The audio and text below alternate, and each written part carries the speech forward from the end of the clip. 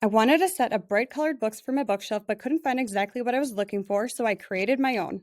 I have seen decorative book covers made out of cardboard, but for what I had in mind and how I wanted to personalize it, they had to be durable. I found these wood pieces from other projects in our garage, and they were almost perfect. I wanted them to vary in height, so I used my miter box saw to shorten one of the books. I know there's more efficient ways to do this, but I wanted to prove that anyone can make these cute books. It just might take you a little bit longer.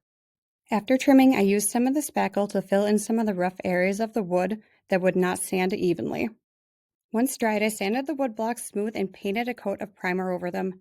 I was going to paint the books a bright, bold color and wanted to make sure that I achieved that color. Without the primer, the color would not have been as bold as I'd like it to be. Once the primer is dry, I painted the book in tropical colors that I love.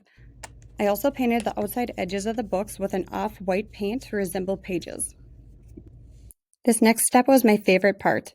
I chose each book to have the name of a place our family has visited and made many memories together. If you're going to DIY, you might as well make it personalized. I could have handwritten on the books, but I decided to print them out and trace the letters onto the books instead. Once traced, I outlined and filled in the letters with an acrylic paint pen. I love how these books turned out and can't wait to display them on my shelving.